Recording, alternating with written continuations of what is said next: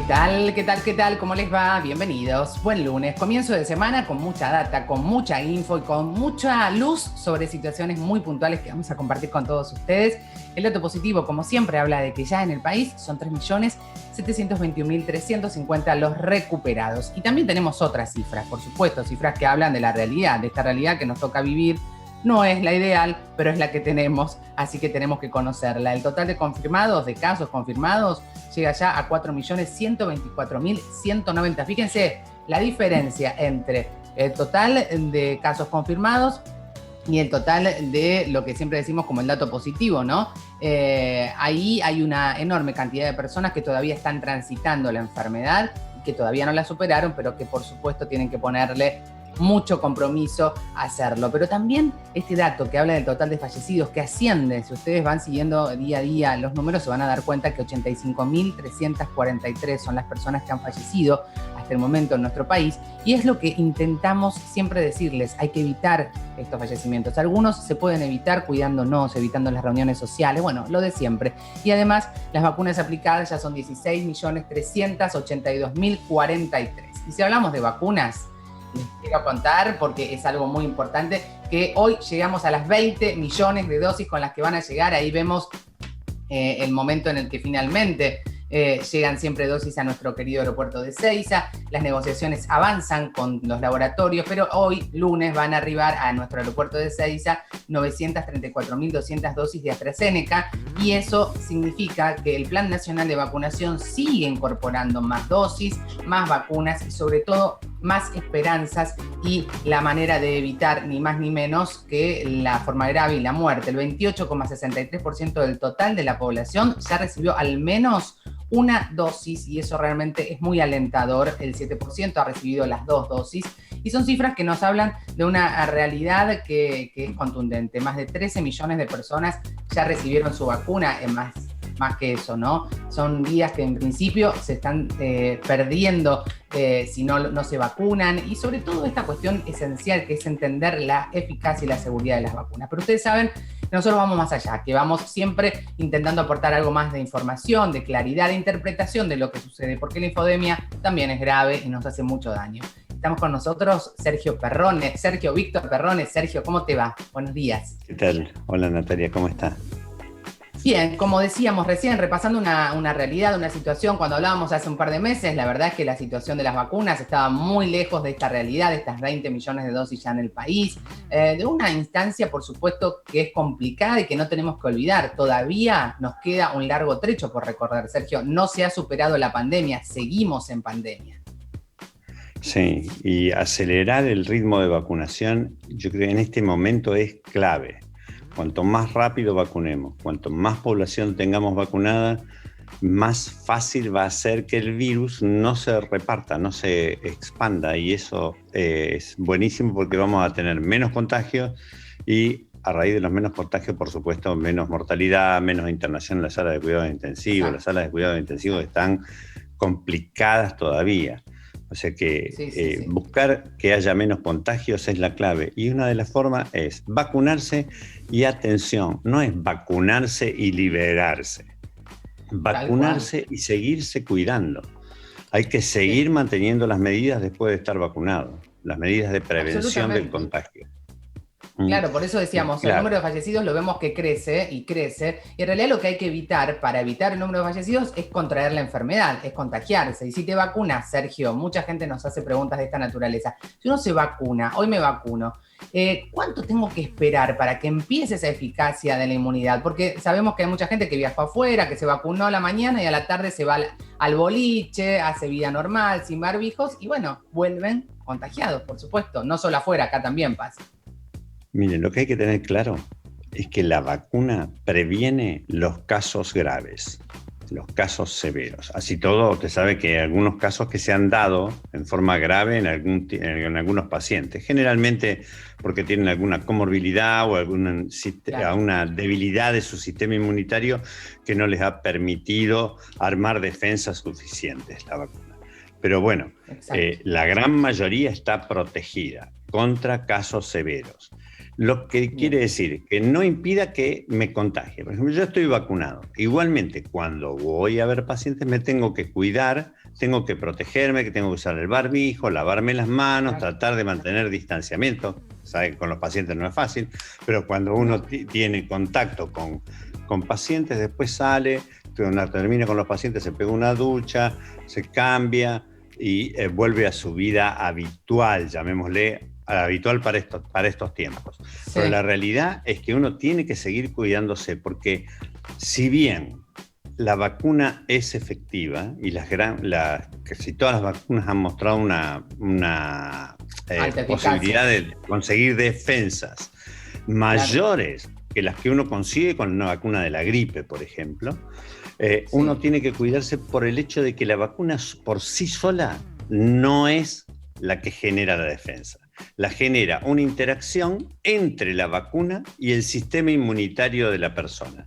Si el sistema inmunitario de la persona en ese momento está con muy buena capacidad de generar defensas, la vacuna termina siendo espectacularmente buena. Ahora, si uno por una u otra razón tiene algo que cause un debilitamiento de ese sistema inmunitario, ¿sí? Hay pacientes que tienen cierta debilidad genética y otros que el sistema está envejecido en pacientes mayores y responden más lentamente y en una forma ligeramente menor. Hay pacientes que toman medicaciones que pueden disminuir la respuesta inmunitaria. O sea, hay varias razones que pueden provocar que ese sistema inmune no responda adecuadamente. Entonces, hay que seguir cuidándose. ¿Por qué? Mucho. Porque si usted no ha generado, supóngase que usted se vacuna, genera pocas defensas, no las suficientes como para protegerle. Pero tiene en derredor un grupo de gente que se ha vacunado y ha generado defensas, difícilmente la contagia. Claro, por eso es tan importante los entornos y por eso es tan importante lo que decías al comienzo, Sergio, que es muy importante vacunar para que justamente ese virus se vaya debilitando y tus entornos puedan tener quizás esa posibilidad. Ahora, hay algo que también sucede, la gente se vacuna y a los 15 días va y se hace un estudio para ver qué inmunidad tiene. ¿Y eso qué pasa ahí? Porque si el resultado te da mal, hay una cuestión, primero que no hay que hacerse el estudio, bueno, vos lo sabrás decir mejor, ¿no? Pero es como una ansiedad prolongada, innecesaria. Sí, la gente dice, uy, no tengo defensa, no levanté título de anticuerpos. Bueno, los títulos, la primera respuesta de la vacuna y de la infección es levantar las defensas con el aumento de las inmunoglobulinas, se llaman inmunoglobulinas M. Después siguen las inmunoglobulinas G. Las inmunoglobulinas M caen relativamente rápido, a valores indetectables, y las G duran más tiempo. Pero después de de la generación por los linfocitos de esas inmunoglobulinas, viene una inmunidad celular. Esos mismos linfocitos generan unos linfocitos que se llaman linfocitos de memoria, linfocitos T de memoria, que lo que hacen es reservar las defensas, digamos, decir, bueno, yo conozco este germen que me ha agredido y la próxima vez que aparezca voy a atacarlo. Queda registrado, Sergio. La inmunidad celular queda registrada, digamos, en tu organismo, es como una huella. No se sabe aún durante cuánto tiempo. Hay algunos que ya están diciendo que la inmunidad celular puede llegar a estar de por vida. Se imagina que llevamos nada más que 1 año y pico de pandemia, o sea que nadie puede asegurar una inmunidad celular de más de 1 año y horas. Y Sergio, otra cosa, estamos en fase 3 con todas las vacunas, por eso es fase 3, porque hay respuestas que todavía no se tienen. Estamos en un proceso de investigación todavía. Mire, no solo que estamos en fase 3 con todas las vacunas, sino que hay vacunas que hace 65 años que se hacen y se aplican en humanos. ¿Sí? Las vacunas con virus atenuados, con virus inactivado, se hacen hace muchísimos años y se aplican y se han aplicado en miles de millones de personas. ¿Sí? O sea que tienen una garantía que es la forma de fabricación de estas vacunas. Hay otras vacunas que utilizan adenovirus como carrier, que también tienen de hace 36 años más o menos que se hacen vacunas con este tipo para aplicación en humanos, y también una experiencia de fabricación de este tipo de vacunas de miles y miles y miles de millones que garantizan muchísimas cosas. Hay otras vacunas que son muy nuevas, muy novedosas, ¿sí? Que tienen 1 año y pico de aplicación en humanos, como las que utilizan adenovirus de chimpancé y las que utilizan ARN mensajero, que han demostrado una efectividad espectacular. ¿Sí? O sea que lo único que tenemos que hacer es vacunarnos, porque cuando uno bloquea los movimientos entre persona y persona que hay con este virus, y sobre todo con las nuevas cepas que son mucho más contagiosas, lo que va a terminar provocando es que el virus se debilite, que el virus pierda fuerza y se vuelva una virosis inocente. Quizá dentro de unos años podemos decir con el tiempo, una vez que esté gran parte de la población mundial, no digo solo de Argentina, digo la población del mundo, porque hoy en día la globalización ha demostrado que esto se reparte por cualquier parte del mundo en pocas que nadie horas. se salva solo es mucho más que una frase, es un hecho. Nadie que quiera avanzar en esto va a poder hacerlo de manera unilateral. Sergio, tenemos consultas de gente que nos escribe al 11 3545 6043. A ver, ¿cuál es la primera consulta? Vamos a verla en pantalla. Dicen, hola, ¿se puede vacunar a los 10 días de haber tenido COVID? Mire, el tiempo famoso, los famosos 10 días. Bueno, usted sabe, porque creo que se lo dije en otra oportunidad, que el virus se haya inactivado en un organismo a los 10 días es el análisis de un promedio de pacientes estudiados. No es una certeza de que el virus posee un almanaque que se vence a los 10 días. O sea, cuando uno se contagia, debería, para estar seguro, yo a mis pacientes de riesgo les digo que si se ha infectado alguien en el entorno, no se contacte con él hasta tanto este paciente infectado no tenga un hisopado negativo. Bueno, lo hacen con los jugadores de fútbol. Usted sabe que los jugadores de fútbol, hasta que no tienen el hisopado negativo, no lo dejan volver a las prácticas, ni los dejan volver a jugar con otros compañeros. O sea que 10 días me parece muy poco tiempo. Lo aconsejable es esperar entre 6 y 6 meses. ¿Por qué lo aconsejable? Punto 1, porque usted todavía tiene defensas. ¿Sí? Como ¿cuántos le conté meses, recién, Sergio? primero 3 y 6 meses, sí. Primero porque usted tiene un pico de inmunoglobulina M, después tiene el pico de inmunoglobulina G y después tiene la defensa celular. Y en segundo lugar, porque si usted tiene defensas, deje esa vacuna por el momento para otra persona. ¿Sí? Si usted nombró recién que tenemos el 28% de la población del país. Sí, quizás usted tenga los valores de la población del país un poco más actualizada que yo. A mí me da cerca del 30, me da un puntito más, 29 puntos y pico. Pero si usted suma a ese 30%, el 10% de la población que está infectada, hoy en día tenemos casi el 40% de la población inmunizada. Es correcto. O sea que es un número interesante.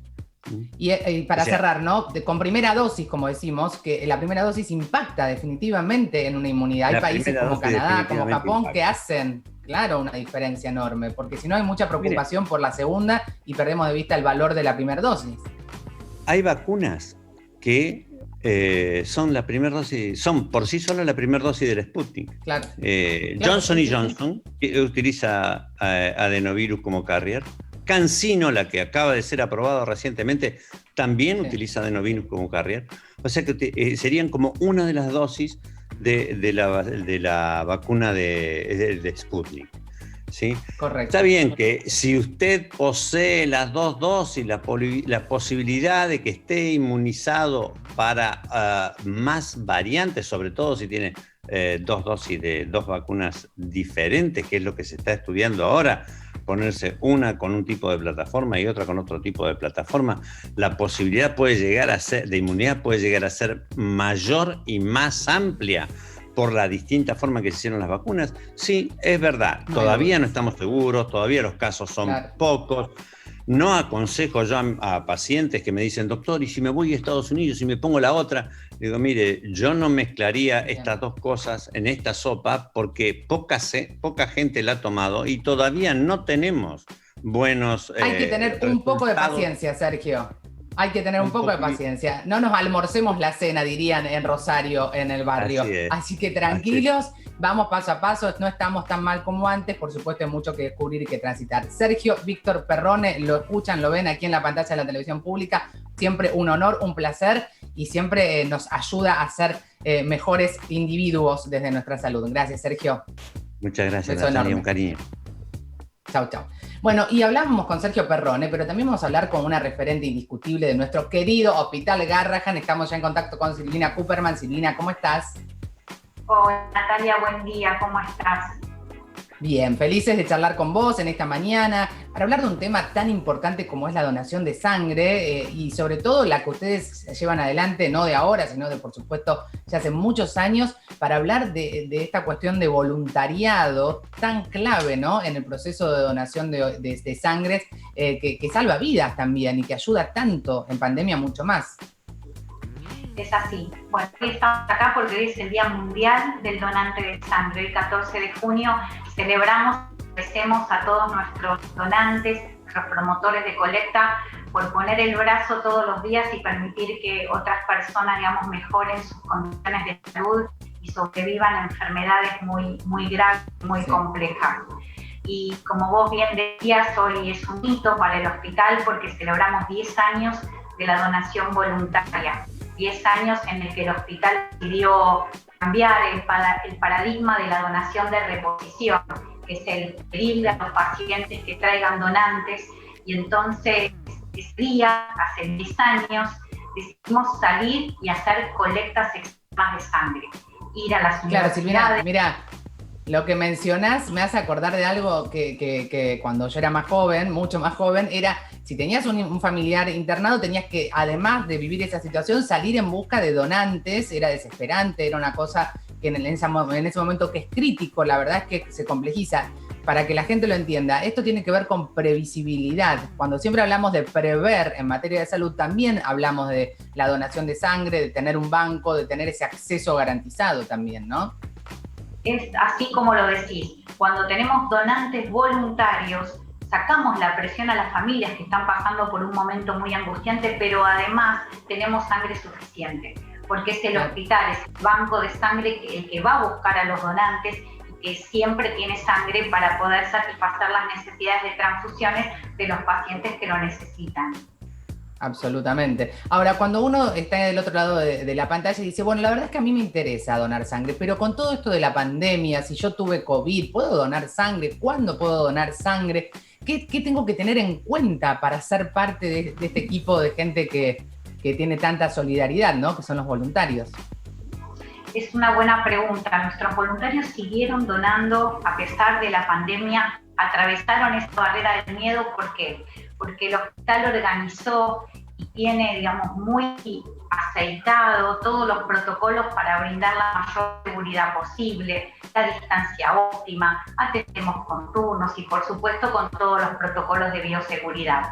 Respecto al COVID, cualquier persona que tuvo COVID, pasaron 28 días después de que le dan el alta o ya se siente bien, no tiene ningún síntoma, no hay ningún problema y puede donar sangre.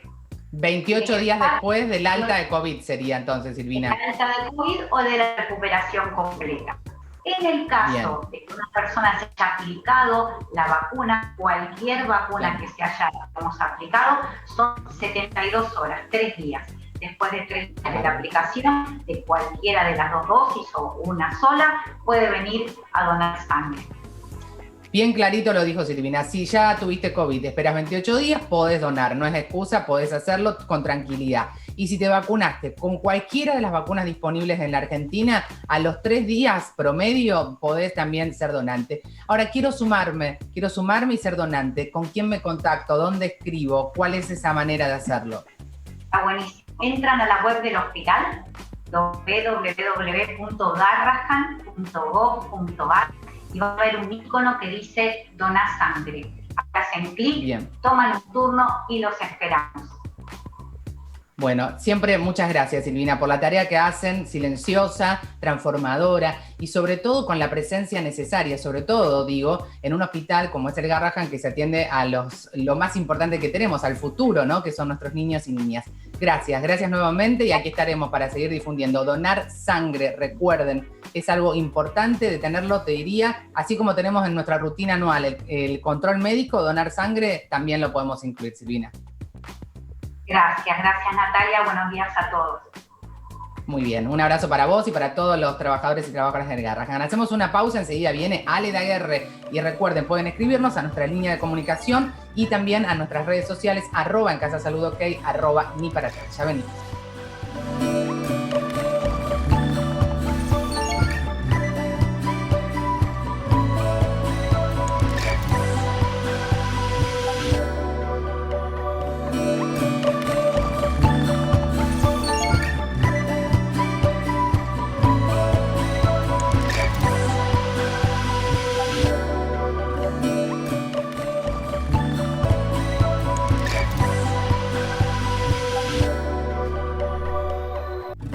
Bueno, 9:23 en todo el país y es el momento de hablar con nuestra querida Ale Daguerre. Bienvenida, buen lunes, Ale, ¿cómo estás? Hola Nati, buen día, buen lunes. Buen comienzo de semana. Muy buen comienzo de semana y después de un fin de semana que a veces es un momento de reflexión o de espacio o bueno, donde nos podemos mirar un poquito más allá de nuestros compromisos, viene un temazo de hoy que es la depresión, que la depresión es transversal a todas las generaciones, a todas las situaciones socioculturales, económicas y geográficas, Ale, es un tema. Me parece importante que la podamos definir. ¿Qué es la depresión? Bueno, mira, a mí me parece muy importante no solo definirla, sino que además poder comprenderla. Voy a tratar de ser lo más didáctica posible, porque ya la palabra depresión nos asusta. Te deprime, nos deja claro, te asusta, te pone mal, decís, no. Claro, primero tenemos que entender que es una patología frecuente, que puede estar presente en distintos momentos de nuestra vida. Hay depresión adolescente, hay depresión obviamente en la adultez y también en el adulto mayor. Y aquí vamos a hacer una pequeña clasificación para entender a fondo. Existe algo que se llama depresión mayor. Y aquí, en este tipo de cuadro, es un cuadro bastante complejo, que intervienen factores biológicos y factores ambientales. Y el principal síntoma, o sea, el más persistente, tiene que ver con la tristeza. Y existe algo, y aquí sí vamos a prestar mucha atención, que se llama depresión reactiva. Esto, más que un cuadro clínico, es un trastorno de adaptación. Es decir, es cuando a una persona le cuesta adaptarse a una circunstancia de vida que ha cambiado drásticamente. Por ejemplo, un despido laboral, el fallecimiento de un familiar, una separación de una pareja, una mudanza o una pandemia que trastocó todas nuestras dinámicas. Es por eso que el entorno pandémico propició muchísimo la aparición de depresión reactiva y por eso escuchamos mucho durante este tiempo, estoy deprimido. Claro, esa autodefinición que vos marcás es algo que también a veces no es correcta o es equivocada, porque el autodiagnóstico errado es tan grave como la falta de diagnóstico. ¿Qué características o qué tengo que tener en cuenta quizás para poder detectar que estoy atravesando un proceso similar a la depresión o que tiene que ver con la depresión? Por supuesto, siempre decimos, hay que consultar al médico, pero esa alarma a la que yo tengo que ver como una alarma, ¿cuáles serían, Ale? Mira, por lo general lo que nos lleva a la consulta es la tristeza persistente, el desánimo, el desgano, o sea, incluso frente a actividades que comúnmente me gustan, no tengo ganas de hacerlo. Puede la perturbación del sueño, ya sea por insomnio o por algo que se llama hipersomnia, que es cuando duermo muchísimo. Las rutinas totalmente alteradas. Claro, las rutinas alteradas. No solo el levantarme, sino la rutina de alimentación, la rutina de higiene.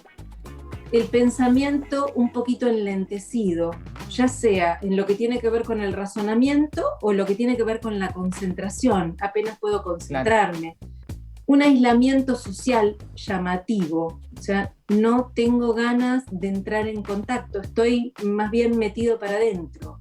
Pero claro, no solo no puedo, porque por ahí la pandemia lo que hace es tener la excusa perfecta para ese aislamiento social, para ese desfasaje en la rutina, y decís, bueno, lo que pasa es que estoy todo el día en casa, que la pandemia, y a lo mejor hay detrás de eso algo más, ¿no? Que hay que ver. Sí, sí, además este aislamiento se acompaña con una visión del presente y del futuro bastante eclipsada por la negatividad. O sea, estoy realmente como muy negativo. Y es muy importante que nosotros estemos alertas a estos síntomas, porque la consulta oportuna realmente trabaja muy bien. No quiero dejar de lado algo que mencionaste. ¿Qué pasa con los adolescentes? Porque los padres, las madres, hay una mirada, por supuesto, en este momento crítico, y uno dice, bueno, la adolescencia. ¿Qué es lo que marcaría quizás algún rasgo que nosotros podemos ver para poder ayudar a nuestros hijos en la adolescencia que puede estar vinculado a un cuadro similar a la depresión? Mira, yo lo primero que digo que para hacer un diagnóstico tenemos que cruzar nuestro temor. O sea, no tenemos que tener tanto miedo. Y haces una pregunta que es riquísima, porque el adolescente necesita también encierro, necesita un tiempo para él solo, necesita como estar en sus cosas y en su mundo. Ahora, si un adolescente pierde mucho contacto, no quiere salir de su cuarto, realmente no quiere salir de su cuarto, no dialoga, no le entusiasma ni siquiera ponerse a jugar en red con sus amigos. Claro.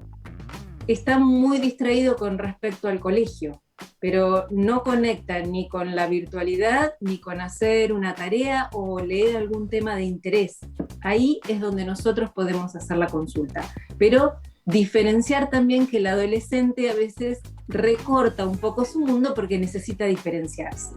Que sería algo natural y que tenemos que empezar a ver como algo obvio y respetarlo, ¿viste? Esa privacidad, esa autoexploración, ese espacio de autoconocimiento es tan importante. Quiero decirles que la pueden seguir a Alejandra en los cuentos que yo me cuento, lo leo porque a veces lo digo al revés, es @ los cuentos que yo me cuento, ahí lo ven en el Zócalo. Alejandra siempre tiene aportes muy interesantes que nos orientan. Ale, no quiero terminar esta charla sin preguntarte, ¿hay algún tratamiento puntual que se sugiere? ¿O hay alguna, digamos, cuando supero el miedo, cuando me conecto con lo que nos marcás recién, que son señales de alarma, cuál es el tercer paso, el paso siguiente? Hacer una consulta profesional.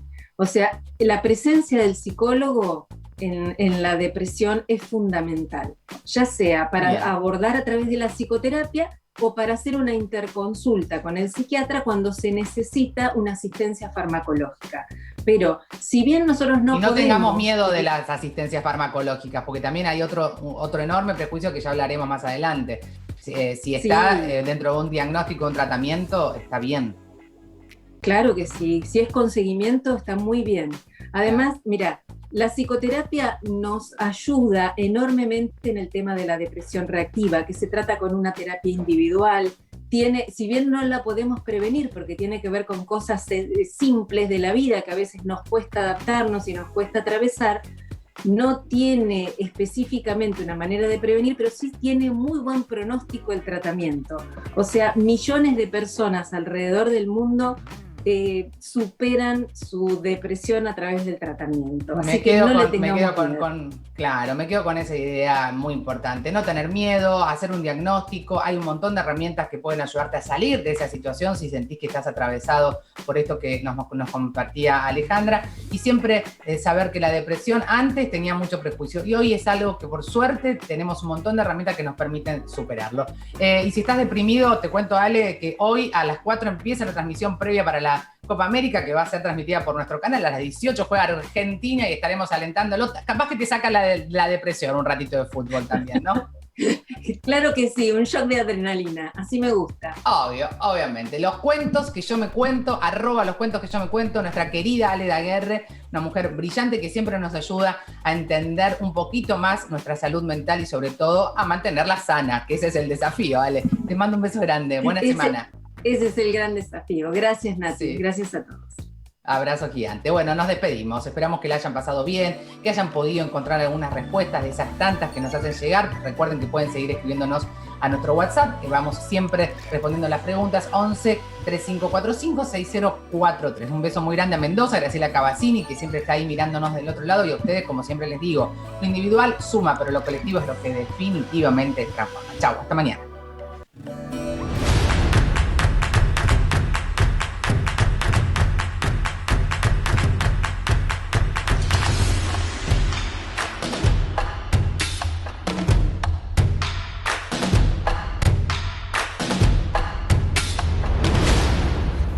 En casa que va a estar todo bien. Si no guardamos esto va a terminar.